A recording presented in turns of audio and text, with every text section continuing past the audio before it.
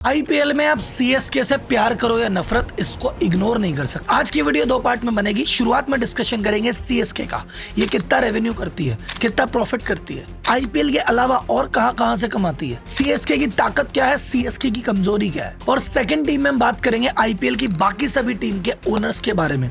किस टीम का ओनर कौन है, ये टीम उन्हें कितने में खरीदी थी और कौन कितने गुना कमा चुका है, और कौन है आईपीएल की सबसे वैल्यूएबल टीम, सब बताएगा आपका भाई राहुल। तो आप चाहे आईपीएल के फैन हैं या सीएसके के, आपको बिजनेस में इंटरेस्ट है या फाइनेंस में या इन्वेस्टिंग में, आज का वीडियो सिर्फ आपके लिए। तो जनता जनार्दन की जय बोलते हैं और करते हैं वीडियो की शुरुआत।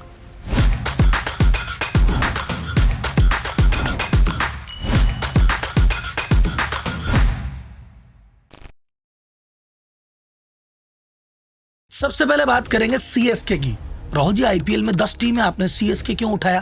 कारण है भाई साहब, एक नहीं, दो नहीं, 3 कारण है। पहला, इनका मैच का परफॉर्मेंस। अब तक ये टीम 12 बार प्लेऑफ में जा चुकी है, 10 फाइनल खेल चुकी है, 5 बार ट्रॉफी जीती है, 5 बार रनर अप रही है। ये तो रही मैच की परफॉर्मेंस। दूसरी बात करें फाइनेंशियल परफॉर्मेंस की। पिछले साल सीएसके टीम ने 695 करोड़ का रेवेन्यू किया है और उसमें 263 करोड़ का प्रॉफिट है और इस पूरी टीम की वैल्यूएशन है 10,000 करोड़। और तीसरा, द मोस्ट इंपॉर्टेंट रीजन, ये इकलौती ऐसी टीम है जिसके आप मालिक बन सकते हो। आईपीएल के बाकी 9 टीमों के मालिक बनने का भी कोई रास्ता नहीं खुला है, इसका रास्ता खुल चुका है। तो अब डिटेल में डिस्कस करते हैं सीएसके का या आईपीएल की टीम्स का रेवेन्यू कहां से आता है, क्या क्या इनके खर्चे लगते हैं और सीएसके की स्ट्रेंथ एंड वीकनेस क्या है। किसी भी आईपीएल टीम की जो अर्निंग होती है 2 प्रकार से होती है। पहली होती है सेंट्रल पूल की अर्निंग, यानी ये कुछ ऐसी अर्निंग है जो सभी टीम को बराबर रूप से मिलती है और ये बीसीसीआई देता है। कौन कौन सी चीज देता है देखते हैं। सबसे पहले आती है आईपीएल के जो मीडिया और ब्रॉडकास्टिंग राइट कंपनी खरीदती है, यानी जो कंपनी ये खरीदती है कि इन आईपीएल मैच को हम दिखाएंगे। जैसे अब की बार जियो हॉटस्टार दिखा रहा है, तो जियो हॉटस्टार ने इसको दिखाने के जो ब्रॉडकास्टिंग के पैसे दिए हैं वो पैसे सभी टीमों में बराबर बटेंगे, क्योंकि भाई साहब वो तो आईपीएल में सभी खेल रहे हैं ना। Second income, title sponsorship. जब आईपीएल आया था शुरुआत में था डीएलएफ आईपीएल, आज की डेट में है टाटा आईपीएल। तो ये जो डीएलएफ और टाटा जो नाम लिया जाता है ये कहलाती है टाइटल स्पॉन्सरशिप। इसका जो पैसा मिलता है ये भी बराबर बटता है। कैसे बटता है साहब? ये जो भी टाइटल स्पॉन्सरशिप का पैसा आता है, ब्रॉडकास्टिंग का पैसा आता है, पूरा पैसा एक जगह इकट्ठा होता है। 50% ले जाता है बीसीसीआई, कहता हमारी तो लीग है, हम मालिक है, चाहेंगे जो लेंगे। तो 50% ले गया वो, जो बाकी 50% बचा वो बटेगा टीम में। कैसे? 45% तो सब टीम में बराबर बढ़ जाता है और 5% सिर्फ उन्हीं टीम में बटता है जो कि प्लेऑफ में पहुंचती है, क्वालिफाई करती है। अब बोले राहुल जी इनको एक्स्ट्रा क्यों मिलता है? अजय मैच भी तो एक्स्ट्रा खेलती है। अब इन दोनों से कितनी कमाई होती है हर साल, आगे डिस्कस करूंगा 2 मिनट के बाद। पहले बात कर लेता हूं दूसरी टाइप की कमाई की। इस पूल इनकम के अलावा जो दूसरी कमाई होती है वो होती है इंडिविजुअल कमाई, जो हर टीम की अपनी होती है। पहली इनकम आती है टीम स्पॉन्सरशिप, यानी सीएसके की जर्सी पहन के जब धोनी जी चलते हैं तो भाई साहब उनकी टोपी से लेके पूरी शर्ट पे, पैंट पे जितने भी लोगो लगे हुए हैं वो सब सीएसके के स्पॉन्सर हैं। तो उसका जो पैसा मिलेगा वो भैया सीएसके का है, उसमें कोई शेयरिंग वेयरिंग नहीं है। हर टीम का एक होम ग्राउंड डिक्लेयर किया हुआ है। वो टीम जिस ग्राउंड में मैच खेलती है उस ग्राउंड में जो भी मैच की टिकट सेल होती है वो पैसा उसी टीम का है। जैसे अगर भाई साहब सीएसके को अपन ने दे रखा चेपक, तो चेपक में भाई साहब जो भी टिकट बिकती है वो सीएसके की रेवेन्यू है। उस स्टेडियम में भाई साहब जो बाउंड्री लाइन पे ऐड चलते हैं, जो स्टेडियम में ऐड होते हैं, वो जितने भी लोकल एडवर्टाइजमेंट होते हैं उसका पैसा भी जाएगा सीएसके के पास। और ऐसे ही वानखेड़े का पैसा मुंबई इंडियंस के पास जाता है। उसके अलावा जो भी मर्चेंडाइज सेल होती है, सीएसके की टी शर्ट बिक रही है, कैप बिक रही है और भी कुछ बिक रहा है, तो जो भी सीएसके रिलेटेड बैट बिक रहे हैं, ये सारी कमाई भी भैया सीएसके की खुद की होती है। चौथी चीज होती है प्राइज मनी। अजी भाई साहब 5 बार आईपीएल जीते, वो पैसा सीएसके के पास गया।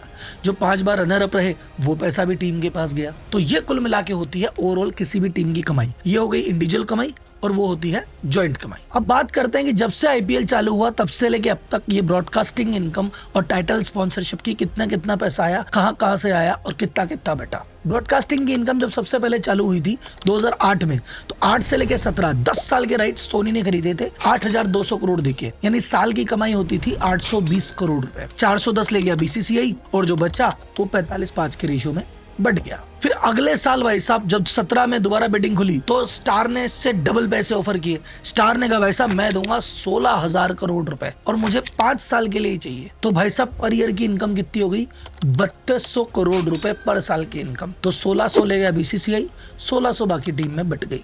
2023 में तो भाई साहब लड़ाई हो गई, डिजिटल राइट खरीद लिए मोटा भाई ने, टीवी के राइट खरीद लिए स्टार ने, और अब ये दोनों कंपनियां एक हो गई। तो टोटल इन्होंने 5 साल का जो खर्चा किया है वो किया था लगभग 48,000 करोड़ रुपए, यानी पर ईयर की जो टीम की कमाई है वो है 9,600 करोड़ रुपए। तो 4800 ले गया बीसीसीआई, 4800 इनमें बट गई। तो अगर भाई साहब 2008 से लेके अब तक देखें, 820 करोड़ रुपए सालाना कमाई से लेके ये 9600 करोड़ रुपए की सालाना कमाई तक आ गए हैं, लगभग 12 गुना बढ़ गई है इनकम। अब सेकंड इनकम की बात करते हैं भाई साहब, टाइटल स्पॉन्सरशिप। इसमें भाई साहब बहुत चीजें ऊपर नीचे हुई है, ध्यान से याद रखना, पुरानी यादें ताजा हो जाएगी। 2008 से 12 सबसे पहली टाइटल स्पॉन्सरशिप ली डीएलएफ ने। उस समय भाई साहब 8 से लेके 12 तक ये डीएलएफ स्पॉन्सर रहा और उन्होंने दिए 40 करोड़ रुपए सालाना। अगर आपको लग रहा है 40 करोड़ तो बहुत ज्यादा होता है, आगे देखिए, आप बोलेंगे सस्ते में मिल गया। अगले साल पेप्सी ने कहा कि भाई साहब 13 से लेके 15 तक हम करेंगे स्पॉन्सरशिप, और पेप्सी ने कहा हम देंगे 80 करोड़ रुपए सालाना। फिर बीच में भाई साहब पेप्सी में कोई स्कैंडल हो गया, उसके चक्कर में बीच स्पॉन्सरशिप से पेप्सी बाहर आ गई। तो उसमें 2016-17 में वीवो की एंट्री हुई। वीवो ने कहा हम देंगे 100 करोड़ रुपए सालाना। अगले साल वीवो ने 440 करोड़ रुपए साल के ऑफर किए 5 साल की स्पॉन्सरशिप के। लेकिन 2020 में जब गलवान में टेंशन हुई तो वैसा वीवो को स्पॉन्सरशिप वापस लेनी पड़ी, और तब ड्रीम 11 आया और ड्रीम 11 ने कहा भाई 440 तो नहीं है, 220 दे देंगे। तो 220 करोड़ में ड्रीम 11 ने स्पॉन्सर किया। फिर अगले साल वीवो की फिर वापसी हो गई, क्यों हुई कैसे हुई पता नहीं, बट हो गई वही 440 करोड़ की रेट पे। फिर जब इसकी आलोचना हुई कि यार वीवो को क्यों मौका दिया जा रहा है वापस, तो भाई साहब टाटा ग्रुप ने एंटर किया 340 करोड़ रुपए साल के देके, और आज की रेट में टाटा ग्रुप स्पॉन्सर है 500 करोड़ रुपए सालाना इनकम देके।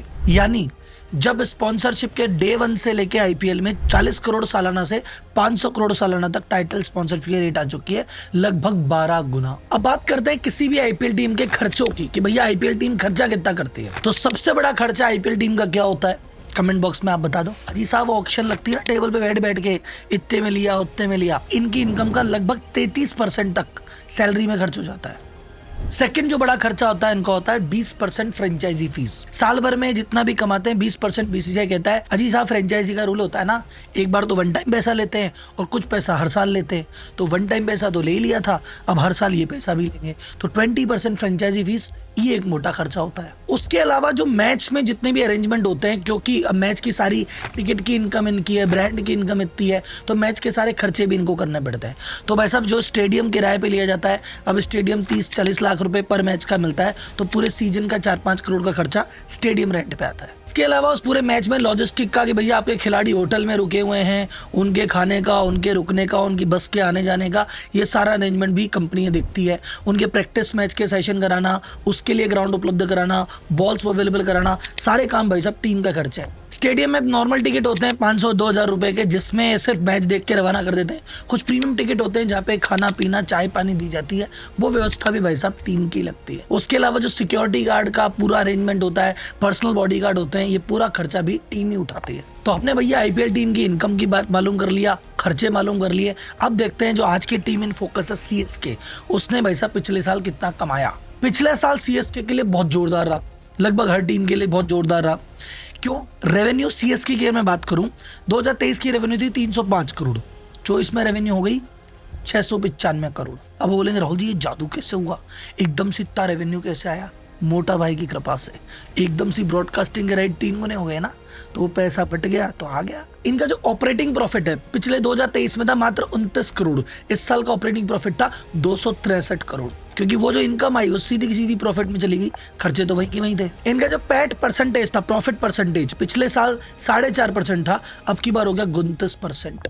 चेन्नई की स्ट्रेंथ क्या है, एक एक करके डिस्कस करते हैं। सबसे पहले चेन्नई की स्ट्रेंथ है कि मोस्ट रिलायबल फ्रेंचाइजी। साहब 17 बार तो आईपीएल हुआ है, अभी 18वां चल रहा है, पर 17 बार में से 12 बार क्वालिफाई कर चुकी है, 10 बार फाइनल खेल चुकी है, 5 बार जीत चुकी है। तो भाई साहब मतलब पक्की टीम है, ऐसा नहीं कि पॉइंट टेबल में नीचे पड़ी रहती है। 17 साल में 2-4 बार मौका लगा है, हर बार आगे तक जाती है, हर बार फेवरेट रहती है। ये थी मैच की बात। फाइनेंस की बात करें तो अब तक 10 टीमों में मोस्ट वैल्यूड फ्रेंचाइजी है। नंबर 1 पे मुंबई इंडियंस है, पर नंबर 2 पे सीएसके आती है 10,000 करोड़ की वैल्यूएशन के साथ। आईपीएल के अलावा भी चेन्नई भाई साहब 2 मेजर लीग में टीम रखता है। साउथ अफ्रीका में एक लीग होती है, उसमें भी जोबर्ग सुपर किंग इन्होंने खरीद रखी है। उसके अलावा यूएस में मेजर लीग हो रही है, उसमें भी चेन्नई सुपर किंग ने टीम ले रखी है। सीएसके की अपनी खुद की एक अकेडमी है, और सीएसके टैलेंट मैनेजमेंट भी करती है। यानी वैसा कोई यंग बंदा सीखना चाहता है तो सीएसके उसको सिखाती है, तो वो एडिशनल इनकम की फीस भी मिलती है। और इसके चक्कर में अगर कोई अच्छा टैलेंट होता है तो उसको मैनेज करना, उसको स्पॉन्सर दिलाना, इन चीज में भी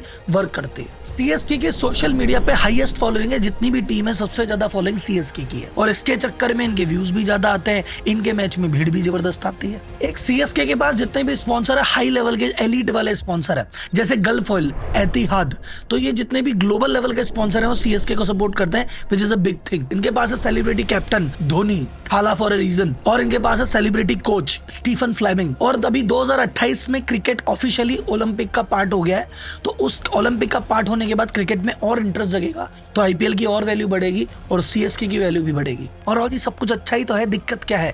दिक्कत 2-3 दिक्कत जो दिख रही है कि हो सकती है वो ये है। वीकनेस, पहली वीकनेस है कि भैया जो सीएसके का बोलबाला है, सीएसके की फैन फॉलोइंग है धोनी के पीछे, क्योंकि धोनी उस टीम का हिस्सा है। अब जब धोनी आने वाले 1-2-3 साल में रिटायर हो जाएगा, तब क्या पॉपुलैरिटी सेम बनी रहेगी, ये एक सवाल है। सेकंड, किसी भी टीम की लगभग 60 से 70% कमाई जो होती है वो आती है ब्रॉडकास्टिंग राइट से। अब की बार तो क्योंकि आपस में लड़ाई हो रही थी तो इतना ब्रॉडकास्टिंग राइट ऊपर चले गए, लेकिन अब तो एक ही कंपनी हो गई और मुश्किल ही लगता है कोई और कंपनी इनको कम्पीट करने आएगी। तो ब्रॉडकास्टिंग राइट की इनकम लगभग स्टेबल रहेगी, बहुत धीरे धीरे बढ़ेगी, वो डबल ट्रिपल होने की संभावना है कमी है। एक और चीज है कि ब्रॉडकास्टिंग इनकम आपको पता है सभी टीम में बराबर बढ़ती है। पहले 8 टीम में बढ़ती थी, अब 10 टीम में बढ़ती है। आगे जाके अगर 2 टीम या 4 टीम और आ गई तो ये ओवरऑल इनकम कमी होने वाली है। एक और वीकनेस है कि 2013 में एक बैटिंग स्कैंडल हुआ था, उसमें सीएसके का नाम आया था और 2 साल 16-17 में टीम बैन भी रही थी। ऑल्दो जो हुआ था वो ऑफिशियल के चक्कर में हुआ था, खिलाड़ियों का कोई ऐसा नाम नहीं आया था, लेकिन फिर भी एक धब्बा तो है। तो समरी है भाई साहब, ब्रॉडकास्टिंग राइट 12 गुना हो चुके हैं, टाइटल स्पॉन्सरशिप 12 गुना हो चुकी है, हर साल टिकट महंगे हो रहे हैं, हर साल स्पॉन्सरशिप बढ़ रही है। तो कुल मिला के देखा जाए तो आईपीएल की टीम का ओनर होना मतलब एक पैसे का पेड़ लगा होना, जहां पे भैया पैसा आता ही जा रहा है। तो अपन ये देखते हैं कि बाकी ओनर ने आईपीएल की टीम से आज तक कितना पैसा कमाया है। अब तक की आईपीएल की सबसे महंगी टीम जब खरीदी गई थी तब कौन थी, और आज की डेट में आईपीएल की सबसे महंगी टीम कौन सी है, और किस इन्वेस्टर ने सबसे ज्यादा आईपीएल की टीम पे पैसा कमाया है। तो भाई साहब सुनते जाइए। सबसे पहले जो टीम 2008 में आईपीएल का ऑक्शन हुआ था, राजस्थान रॉयल को खरीदा था इमर्जिंग मीडिया के कंसोर्टियम ने 270 करोड़ रुपए में। पंजाब को खरीदा था प्रीति जिंटा, नेस वाडिया और डाबर ग्रुप के बर्मन जी ने 300 करोड़ रुपए में। कोलकाता नाइट राइडर को शाहरुख खान ने खरीदा था 300 करोड़ रुपए में। दिल्ली को जीएमआर ग्रुप ने खरीदा था 340 करोड़ रुपए में। चेन्नई को इंडिया सीमेंट ग्रुप ने खरीदा था 360 करोड़ रुपए में। हैदराबाद को डेक्कन क्रॉनिकल ने खरीदा था 430 करोड़ रुपए में।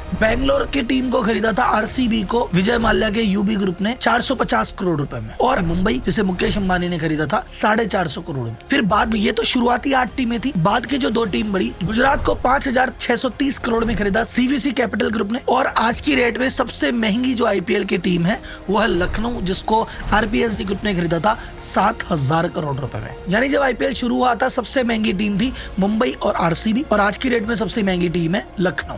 अब देखते हैं इन टीमों का आज की रेट में वैल्यूएशन क्या हो गया, कौन टीम कितने गुना कमा चुकी है। राजस्थान रॉयल जो 270 करोड़ में बिकी थी, आज उसकी वैल्यू है 8500 करोड़, यानी 31 गुना वैल्यूएशन बढ़ चुकी है। पंजाब जो बिकी थी 300 करोड़ रुपए में, आज की रेट में उसकी वैल्यूएशन है 7800 करोड़, यानी 26 गुना वैल्यूएशन बढ़ चुकी है। कोलकाता बिकी थी 300 करोड़ रुपए में, आज की रेट में वैल्यूएशन है 9350 करोड़, यानी टोटल 31 गुना। दिल्ली बिकी थी 340 करोड़ में, आज की रेट में वैल्यूएशन है 8750 करोड़, यानी 26 गुना। चेन्नई बिकी थी 360 करोड़ में, आज की रेट में इसकी वैल्यूएशन है 10,000 करोड़ रुपए, यानी लगभग 27 गुना। हैदराबाद बिकी थी 430 करोड़ में, आज की डेट में इसकी वैल्यूएशन है 8250 करोड़, यानी 19 गुना। मुंबई बिकी थी 450 करोड़ में, पर आज की रेट में सबसे मोस्ट वैल्यू टीम है 11000 करोड़ की वैल्यूएशन के साथ, यानी इसकी वैल्यूएशन बढ़ चुकी है 24 गुना। बेंगलोर को खरीदा था 450 करोड़ में, आज की रेट में वैल्यूएशन है 8700 करोड़, यानी 19 गुना। गुजरात की तो क्या ही बात करें, अभी 2022 में इन्होंने खरीदा था 5630 करोड़ में, आज की रेट में वैल्यूएशन है 7200 करोड़ रुपए, यानी 25% तो ये भी कमा चुके। और लखनऊ जो 7000 करोड़ में टीम खरीदी थी, आज उसकी वैल्यूएशन है 9000 करोड़ रुपए, यानी 28% ये भी कमा चुके हैं। यानी आईपीएल में किसी ने कभी भी किसी भी दांव पे खरीदा हो, सब कमा कुमू के बैठे। तो कंक्लूजन की बात करें, most valued team Mumbai Indians, फिर आती है सीएसके। सबसे ज्यादा अगर कमाए मल्टीपल की बात करें तो वो कमाया है कलकत्ता और राजस्थान रॉयल ने 31 गुना। और ये कमाई तो तब है आज की रेट में ये ओनर अपनी कंपनी बेच दें तो, लेकिन ये कंपनी बेचेंगे थोड़ी, क्योंकि भाई साहब इससे तो हर साल और पैसे आने हैं। ये तो पैसे का पेड़ लगा है, हर साल फल भी तो देता है, हर साल रेवेन्यू भी देता है, ग्लैमर भी तो देता है, और भाई साहब फायदे भी तो होते हैं। इसी के साथ अपन चलते हैं। अगर आपका प्यार मिला तो अगला वीडियो मुंबई इंडियंस पे जरूर करूंगा। बाकी फिर मिलते हैं अगली वीडियो में, तब तक के लिए धन्यवाद। जय हिंद।